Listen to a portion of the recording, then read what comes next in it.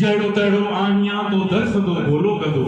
तो ते बारी बार कहरो लख बदन मां एक वसायो सिंह लोए वाराणसी रोटी तरफ खां हिते प्रिय लोए के वसायो ऐं सिंध जी सरजमीन के दुआ सां नवाज़े उन सिंध जे सरजमीन ऐं सपूत पुट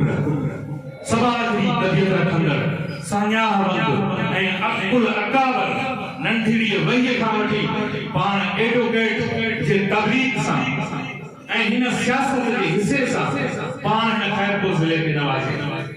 उन हिते पंध कया उन बासियूं ऐं उन सिंध जे सरज़मीन ऐं सोहणी मखदूम मोहम्मद इस्माइल साईं जे दुआन सां साईं जन 15 साल चीफ मिनिस्ट्री जी कुर्सी ते फाइज रहिया तकरीबन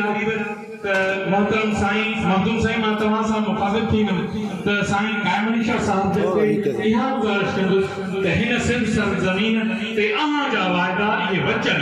अॻु में बि थियल हुया त हिते ऑडिटोरियम हाल ॾींदुसि म्यूजियम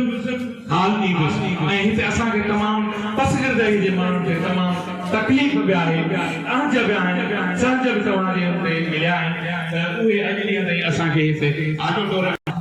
म्यूजियम बि ठहे ऐं ऑडिटोरियम हाल बि ठहे मस्जिद बि ठहे त मदरसो बि ठहे उन्हनि जे इल्तिजा अव्हांखे थियल आहे ऐं उहा जेका ख़िदमत आहे मखदूम नदीम मोहम्मद हाशमी साहिब जन जी त उहा खोड़ा शरीफ़ में तव्हां ॾिसो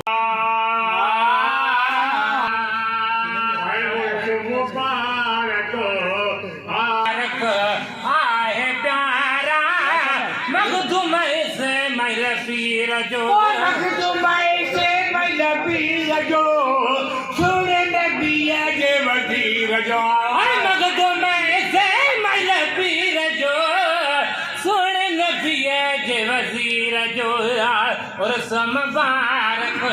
आहे प्यारा सखी मखदूम से मैले पीर तूल जो दादलो हसन हुसैन जो लाडलो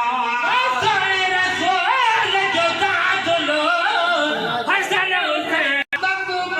से मैले पीर जो आज कजे पे आहे मका कलमो शरीफ